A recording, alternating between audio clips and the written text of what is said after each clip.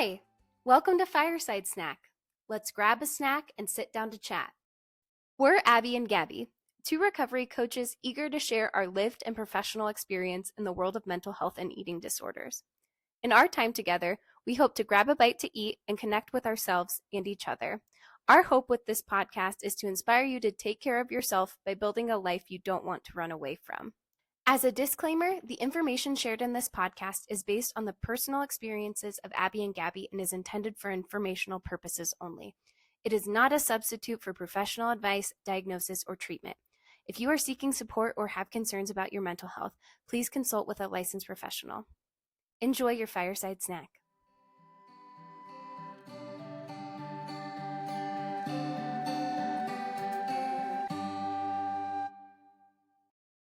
Welcome back to Fireside Snack, folks. Excited to see you. My name's Abbi. I'm here with my co-host, Gabby, and we're here to talk about all things recovery from lived experience, research, common topics, and just things you should know. Welcome to the pod. Excited to have you all here today. Now, snack time is my favorite time. We do snacks at the start of each podcast. If you need to pause it, go grab one. Please do. But Gabby, what are you having for snack today? Okay, so I am doing something revolutionary. I am trying to make a shift out of my LaCroix habit, I'll call it, and I'm trying new drinks. So this is not new. I've had it on the podcast, but I've got a chai latte, spicy chai, in my Yeehaw mug. Yeehaw. Bringing the fun, bringing the flavor. That. And then I went on a flight, and so I have these. Yes. They are mini pretzel braids, Maui Monk flavored. So that's what I'm having for snack. What about you, Abbi? I have a couple of these cutie oranges, which I discovered again recently. I tend to burn out on food. It's just like a pattern of my personality. I get really obsessed with one item, but I finally have circled back around to them, and world's pause. I got to get back on the cuties. So excited to have a couple of those and then some water because I'm outside today.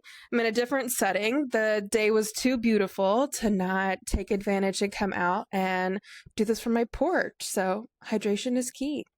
That's your porch? It's gorgeous. I thought you were at a cool coffee shop. I thought you were at a cafe. I've got some handmade signs. My grass is out that way. So yeah, welcome to my back porch, y'all.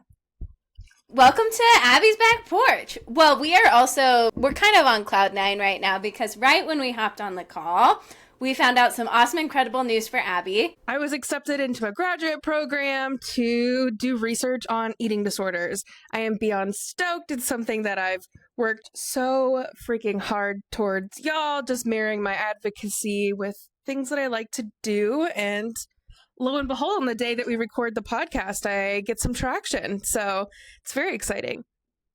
And it feels a little bit on the nose, especially as today's episode, we're going to be talking about Abbi's research that she's been doing. So it feels very on the nose that you got this email literally before we hopped on. But we are so stinking proud of Abbi. Abbi deserves all of the things. And Abbi is an incredible, incredible worker. So I feel like she is going to kick some mega butt when she gets into her graduate program. Thanks. I'm excited, y'all. You're going to hear more about it. That's guaranteed. But I am so excited to talk about eating disorders and research today. I figured I could just tell a little summary story of what research into eating disorders looks like and then kind of see where that leads us. Yeah, absolutely. So I want to give a broad, bigger picture of what research into eating disorders look like. Historically, psychiatric and medical illnesses, eating disorders falls pretty low on funding. It's not great, but there's been a lot of push and recent history to change that. After all, eating disorders are the second most deadly mental illness, right behind opioid use disorder. A lot of research to look into eating disorders. And in fact, 9 in 100 people in the United States will be diagnosed with an eating disorder. And we know that that's very low for the people that actually experience eating disorders. It's hard to get diagnosed. There's a lot of barriers in place, shame, cultural, financial. So it's a big deal. There's a lot of folks that are impacted by this, and that's the whole reason that we even have the podcast. Absolutely. I am very excited to hear about Abbi's research as well, because on social media, I see Abbi going to the state capitol and doing these poster presentations or going and giving these talks at conferences. And it seems like Abbi's work is really walking the talk of combining lived experience and then trying to make a difference in the field that we are a part of and we're members of. And so I'm excited to hear about Abbi's journey and experience. I will tell a little bit about my experience with research. So in undergrad, I did do research, but it was not for anything related to eating disorders, but I was a participant of an eating disorder research study at my school. They had an eating disorder study, and it went over the span of 2 years, and we were asked the same criteria, same questions at different benchmarkers and time. And then depending on where you fell within those specific benchmarkers, they might call you back and have some more in-depth testing over a specific thing.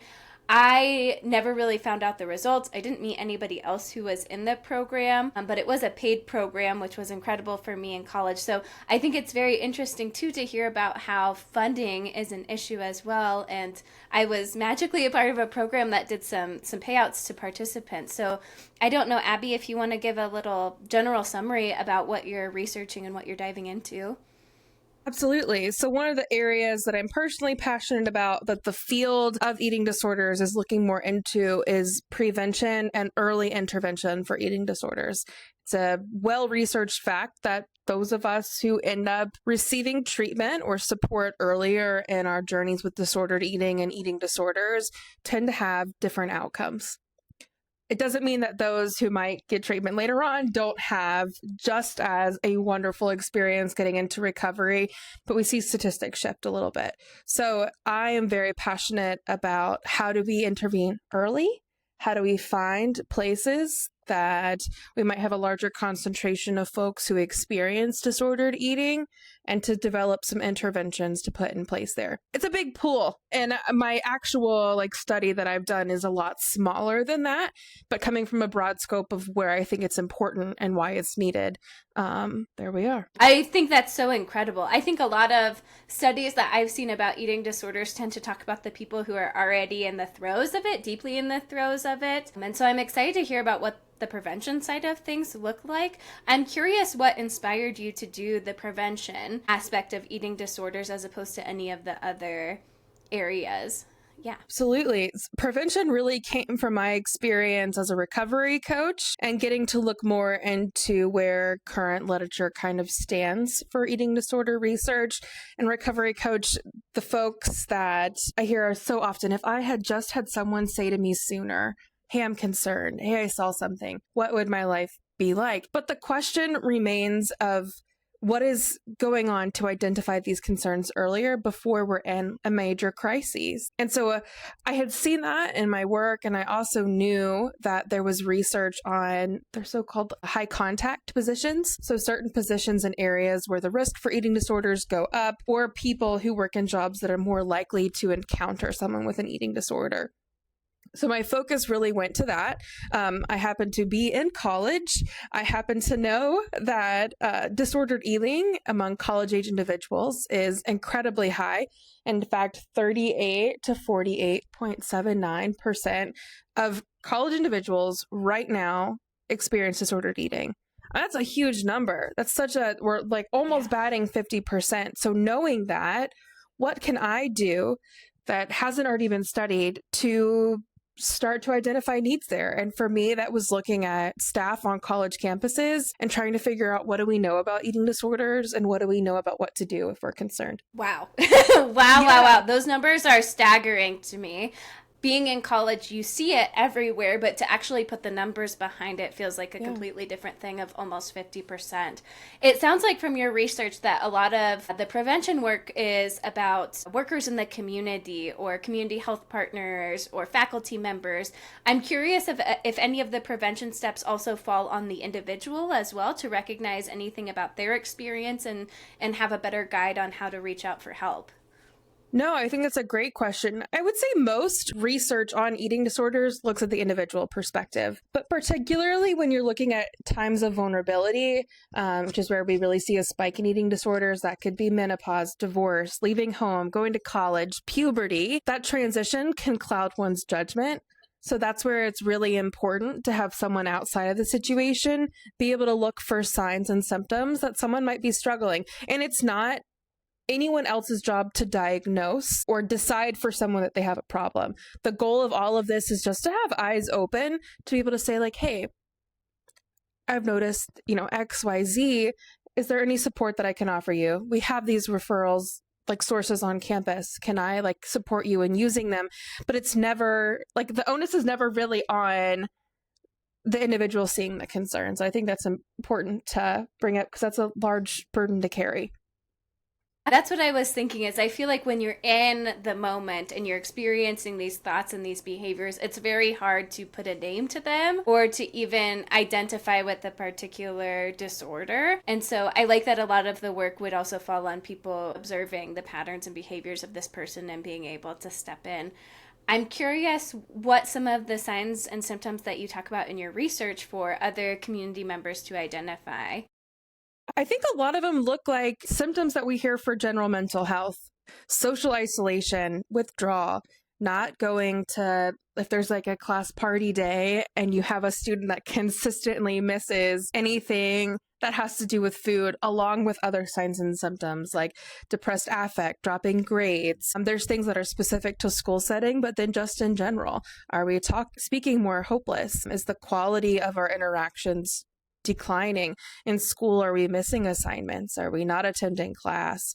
Do our roommates notice a difference in our overall affect? There's a lot of things to look at. What I think is important when we're talking about prevention and early intervention, and just for context, prevention is the term used when there is no diagnosable concern. So that's really where we're looking at disordered eating. And then early prevention is for those that have just been diagnosed within that early period. So I use both kind of interchangeably because they have similar steps to them, but just context. But it's, if you're not a trained professional who's not in that role to diagnose, you can never decide for someone else. Even if you really think that this is all of these red flags for an eating disorder, it's not up for you to decide. So all of the signs and symptoms that I mentioned are things to keep an eye out, to check up on, but not for anyone to decide, I see this must mean. And I really caution against using physical changes as a sign and symptom. Of course, there can be times that can be taken into consideration, but for someone of the general public, general community, I really caution against using that as a justifier for concern. I do think that people are looking so much for those physical stereotype eating disorder symptoms. And when you describe them to me, it sounds like a lot of the symptoms for what I might look at for an individual who's experiencing depression or anxiety. And so I'm curious, based on your research, what is the difference in signs and symptoms between those two, or do they seem to have a very similar manifestation? So all the knowledge that I'm sharing is coming from literature reviews, just current research on the topic. I have not gotten to the point where I can do something so broad, but it is very general. And that is because if you don't have that personal rapport, the clues that might specify an eating disorder versus depression, there's not a lot of difference. The importance is for any circumstance to see something, say something. There's a really cool training that my college campus offers. You can also get it outside of an institution.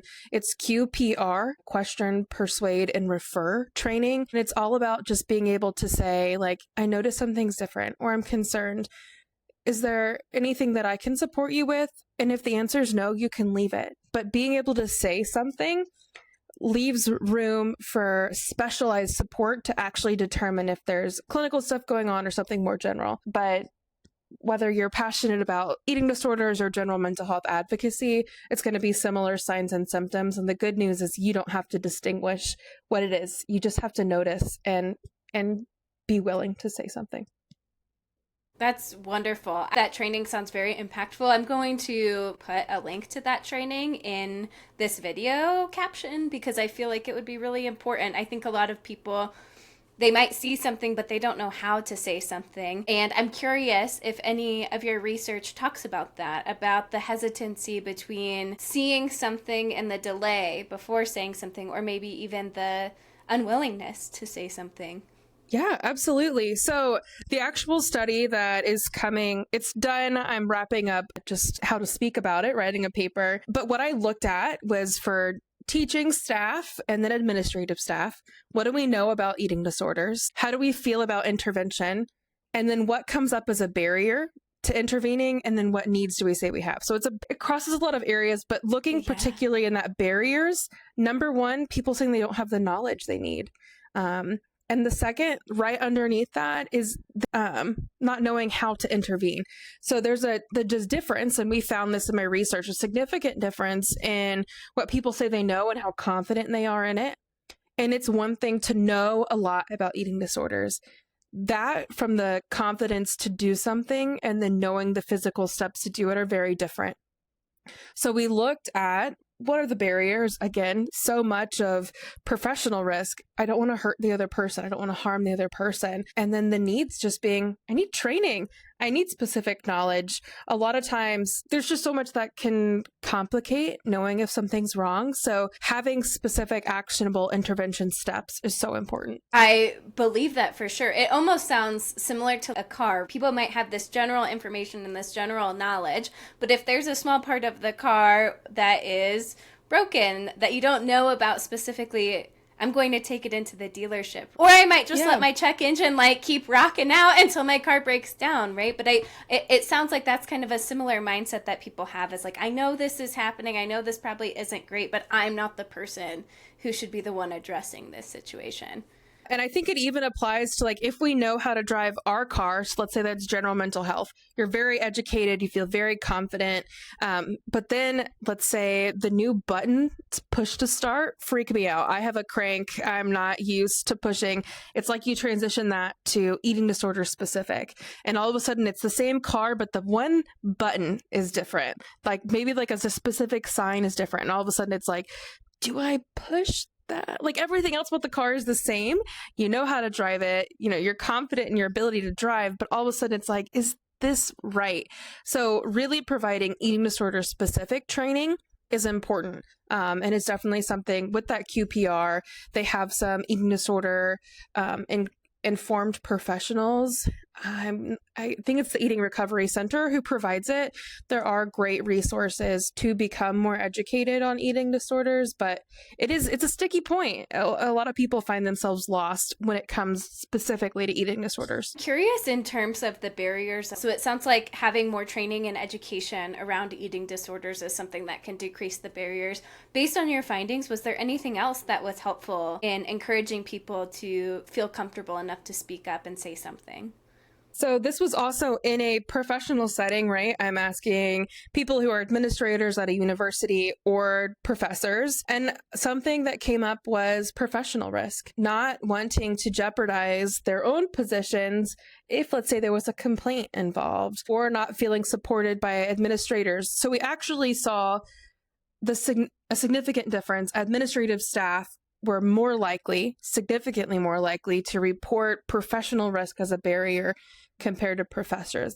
And something, we had like some qualitative parts too where people could elaborate. And something that was brought up a lot is, if I don't have the rapport with this person, where does that leave me? Am I crossing a line? Is there a boundary that I need to be mindful of? And it changes by setting. So it's a fantastic question and very real. And that's why the specific information on intervention is so important, because I wouldn't want to lose my job. And I see a concern. How do I do both? Because there is a way. I just need to know more about it. I think that makes perfect sense. If people are worried about the impact on them for speaking up, I think that speaks volumes to systemic issues. If we're so afraid to be able to advocate or speak up, I think that says a lot about where we're at in society. If we have people in these professional roles who feel uncomfortable speaking up and saying things, I'm curious what it looks like for family members, friends. What are some of the barriers that might be impacting them from speaking up and saying something? I'm curious if you had any of that knowledge in your research as well. I have not done any research on that. I think that's a fantastic thing to look into, especially if you're familiar with treatment models for eating disorders. There's one called FBT, which is like family-based therapy or treatment. Don't quote me. I'm not a provider. And a lot of it involves the family. I think that would be really interesting research. There may be some out there. I haven't done specific searches on it, but that's real. There's so many things that come up for individual people to go like, what's in the way of making that step? And I'd imagine there would be some very specific ones for families or acquaintances. I would feel like some of them would be pretty similar. I think professional risk, but as well as personal risk to rupturing relationships. So I think this makes a lot of sense. I'm curious, Abbi, when you got started with this research, are you spearheading it and leading it on your own? Are you working under a professor, or do you have a team of folks you're working with? Tell me a little bit more about the process for you. Absolutely. So I am graduating from undergrad this next month or whenever this comes out in May. So I cannot do any independent research. It's important at this stage of my academic career to be supported by a professor. I'm very fortunate to work under an incredible mentor, multiple mentors at my university, but this study was my own. So as a undergraduate thesis, that means I came up with the research question, I got funding, developed the survey, the study design, analyses, dissemination, writing a paper, all falls on me. So it's really been interesting to pilot this. It'll be cool to step it up, and I'm really excited. Like we talked at the very beginning, I now have the opportunity to continue similar work in graduate school, which will start to morph and look different. But to do this independently under supervision was wild. It sounds like an incredible opportunity, and the people around you have seemed to guide you into success of all that you're doing. Based on my own experience with my undergrad research, when I first got started, I had a hypothesis of what I thought I was going to find in my study, and that evolved and changed as I wrote my paper and I began uncovering new things about what I was researching. I'm curious, what was your initial hypothesis that you brought in, and how has your research evolved from where you started to where it is today? I'm a collector of data about eating disorders. That's something I love. So I'm not perfect, but I'm pretty up to date with what research is being published around eating disorders. And what I initially noticed was early intervention and prevention was an area that we still had a lot of room to grow in. But my thought was medical field, providers. What do they know? What do they not know about eating disorders? Do they have referral networks? And I wanted to contrast it between city and rural areas, because something that we do know is that individuals in rural areas tend to be at a disadvantage in accessing treatment. There's less available. So I was curious to see if that followed into the actual medical offices of primary care providers. That is a very, very, very big thing to study. A lot of moving pieces for the time that I had to research. It just was not going to be feasible. So I started with the gap. And then from that gap, I thought, okay, what's a testable hypotheses that I can look into that can still be applied research, things that can be done with the research. Data is important regardless, but I want something to be done with it. And that's where I came across a study. It's Torres, McGee, and I only know the plural, et al. They had done a similar study looking at athletic staff on a campus, teaching staff, and actual like gymnasts. And I was like, oh my God, this is such important work. This is a vulnerable population. Things clicked into place, but there isn't a lot of research on it. So that's where I developed my hypotheses that knowledge and confidence are going to be low. I did like Likert scale ratings, which is like 1 to 4. And people had to choose how confident they were. I said that it was going to be low, and that intervention knowledge and confidence was going to be the lowest of all the areas that I looked at. And both of those were true. But it came from a broader picture, kind of stepping it down and into something that I could put out into the world. But also, I'm fortunate to be at an incredible campus with individuals that really listen. So to also be able to bring it in that environment and see what we can do to support staff better. Absolutely. I think that's a very common thing that happens with undergraduate research is we have big ideas and you have an idea of what you want to study, but then when you actually look at the application of what is it going to take for me to connect with these medical providers and talk with them, or How engaged are they going to be in my surveys? Are they actually going to fill this out? When you brought it to the campus and you were talking to professors and administrative staff, was there an incentive for people to fill out surveys or partake in your research? I applied for funding and was granted funding where the first 90 people who were a part of my survey got $5. And it was distributed through an online platform. It was a shorter survey. So in research, there's a lot of ethical considerations with if an incentive can be given and how much. So it has to fit the task. I don't want to bribe anyone for their knowledge. I want them to share and then me say thank you.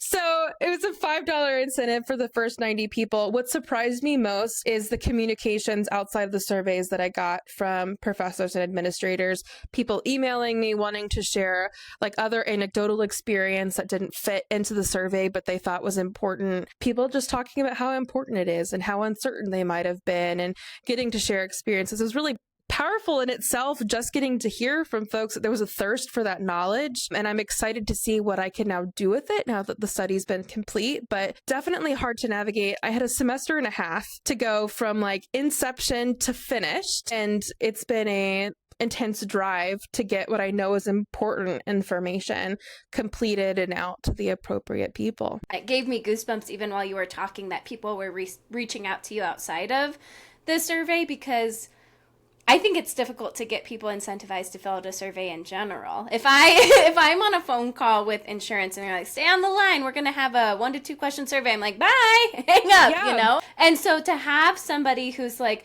not only I'm going to complete this survey, but I'm going to reach out to you because this is so important. And has been something that's significant to me in my life.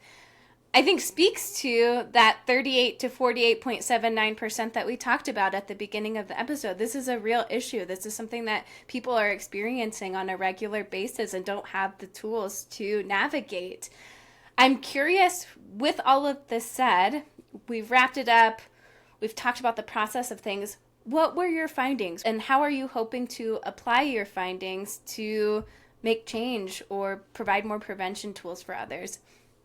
Yeah, I'm really excited about my findings. I'm shaking my whole table with excitement if you just saw my camera jump. So again, hypotheses is what a lot of data collection comes back to, and confidence scores were low. So Likert questions, it's a funky name for basically rating of like 1 to 4. And 1 would be that they were not at all confident.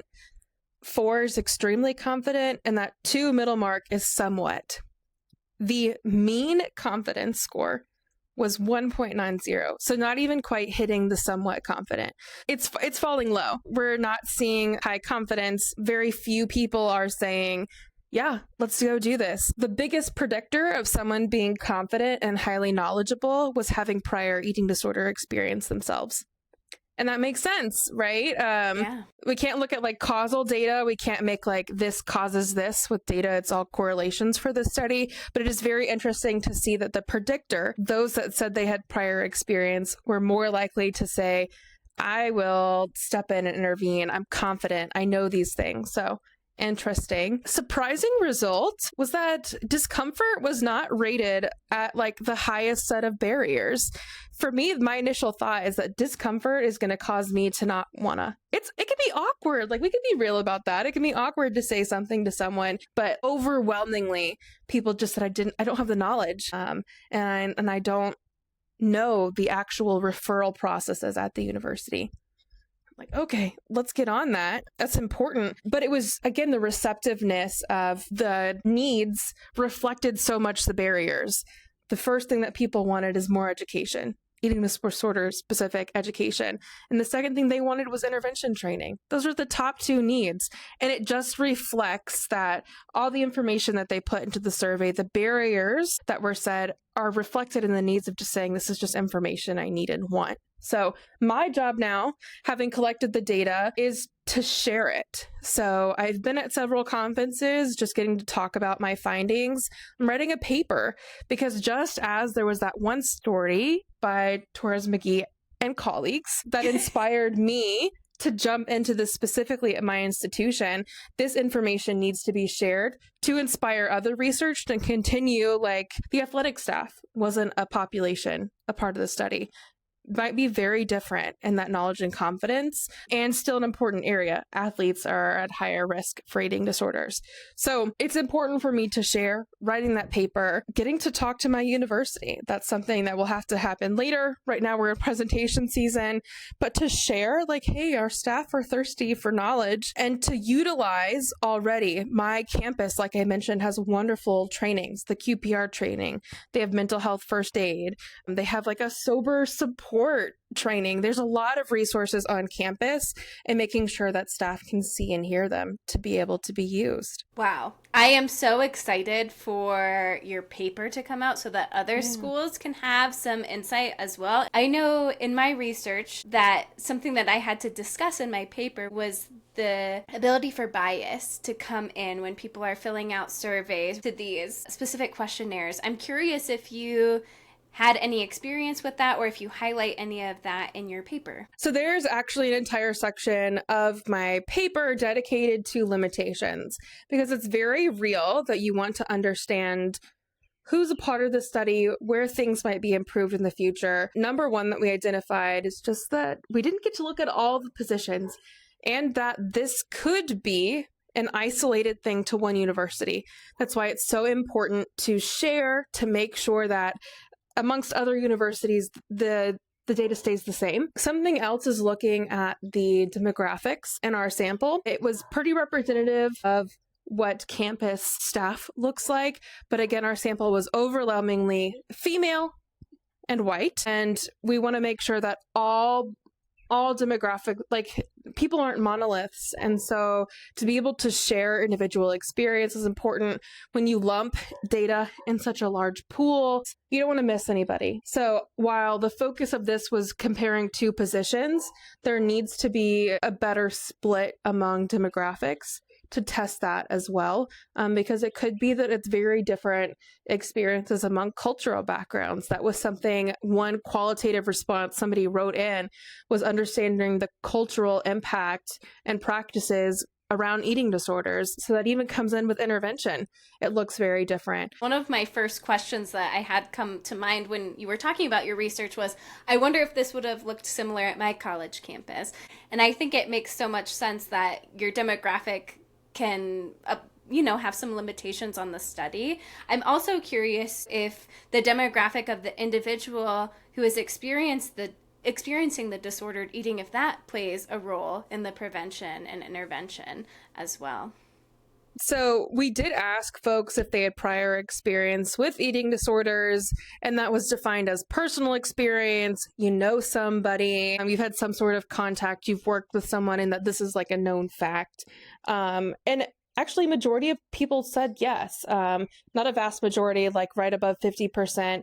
But for those who said they were confident to intervene, most that said yes also had prior experience with eating disorders. So there is an overlap there.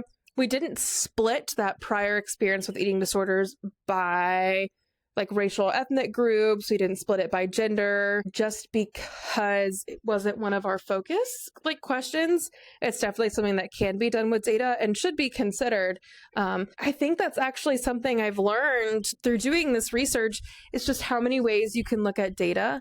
And that's why it's so important for different people with different viewpoints to look at same or similar data and draw conclusions, because I might be focused on positions and go like, oh, there's significant difference here. And then somebody else come in and say, oh, but look at this gender gap. Is there significant differences there? So that's, I think, why the replication of studies and getting information out so others can critique or add their own is so important. It makes total sense as well, because you can have one study of something and you can make a million more studies based off that singular study, looking at each individual sector of the study or finding a different angle to come at the study from X, Y, and Z. I think it's so cool that you not only speak to your study, but wanting other people to study what you study and kind of put a juxtaposition or even something that connects the dots so that actual change can be made, and it can hit on age, it can hit on position, it can hit on gender, all of these different things. So I think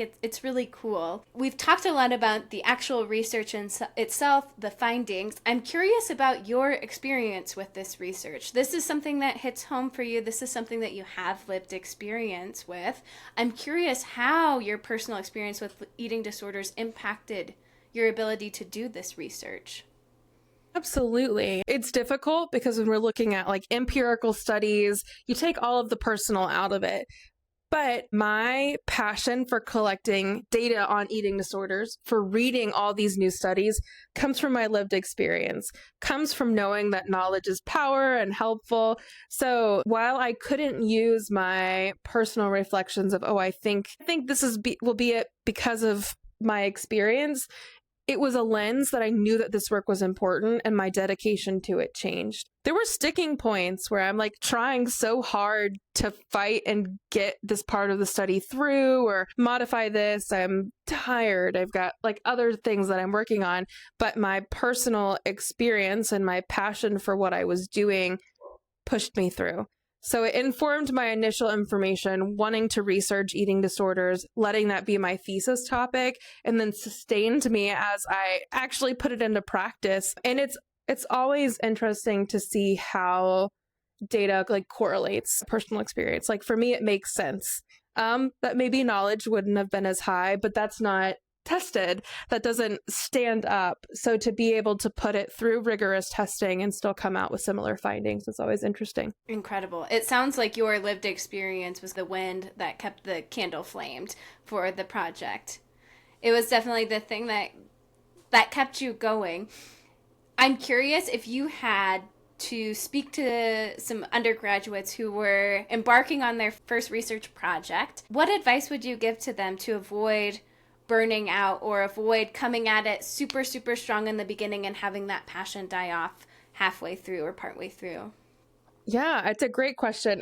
An unrelated area that I research is actually how people learn research in college campuses. And a lot of that includes getting involved, and there's a lot of barriers into doing that. So first off, just acknowledging it can be really hard to get your foot in the door. Took me a long time to find mentors that were willing to work with me, to get involved in labs that I could gain experience, to do a thesis. First off, just saying like, it's not you. This is a sticky system that we're in that we're working to improve. And it's not a lack of trying or qualities on your part that makes it hard to get involved. But when you do, remember that you have a right to your own time. You have a right to take breaks, to rest. Just because you have 5 minutes doesn't mean that you need to give that 5 minutes automatically to the lab. Boundaries are important.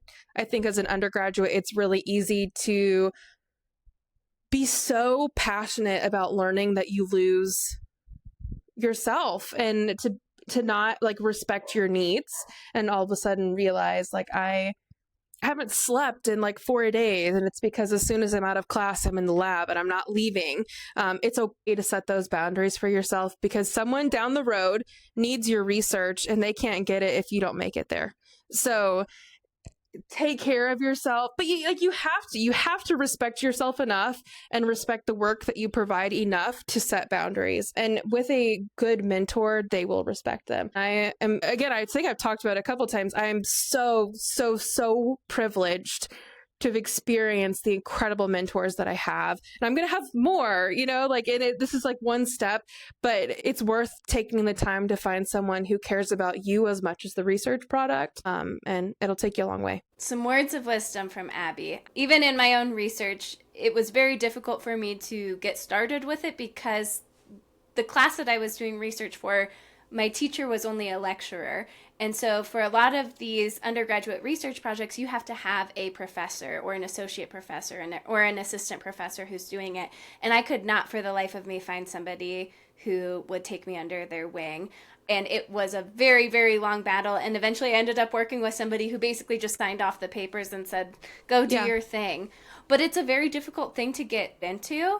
And I think, to your point, it doesn't all have to be done right now. The research is always going to be there when you come back for it. And so it's okay to take breaks. I remember when I was doing my research, I was really worried because my friends invited me on this big camping trip to Colorado. And I was like, I can't go. I have to write this paper. And I remember my professor told me, Gabby, you have been giving your all to this project and to this paper. Please go on a trip with your friends and just take like the 80% on the class paper, because it's so much more worth it to build these memories and to have these exciting opportunities, because those will be the things that sustain you and keep you able to keep coming back and doing the work. So I think What you said speaks volumes. And if you say something like that to someone and like they look cross-eyed, like, what are you talking about? You don't get to make that choice. You do. And again, it's the mentor and the spaces that you want to be in and that you will grow the most in will respect that space. So yeah, I can't like transfer anyone confidence through this podcast, but if I could, please take it, because it's tough. It's worth it. Yeah. Yeah. And whatever you do is important. Abby, thank you so much for sharing this. It feels like a very different episode dynamic where I feel like I was interviewing you. And it was very cool and exciting. I really liked learning about your research. I feel like I've seen a couple of things on LinkedIn or Instagram or Facebook, but I didn't really know in depth what your research was looking at. So I'm so excited that we got the chance to talk about it today. Yeah, absolutely. And for anyone considering getting involved in something like that as a participant or as part of like the research itself, please do. I'm even wearing a second watch today. It's a nice fashion statement because of a study that I'm taking a part of. And if there's something that's meaningful, don't be afraid to jump at it. So thanks for tuning in, y'all. Thank you all so much for tuning in. We appreciate your time. Abby and I release weekly episodes of Fireside Snack.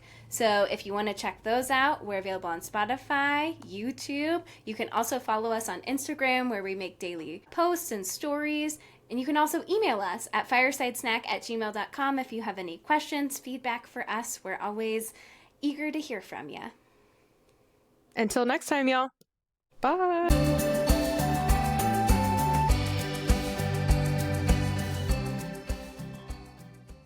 Fireside Snack is hosted by Abby Dinges and Gabby Buckner. Editing, music, and artwork by Gabby Buckner. Please email us at firesidesnack@gmail.com with your recovery questions and be on the lookout for weekly episodes. Thank you for joining us for Fireside Snack and for filling our cups up with gratitude. Enjoy your week.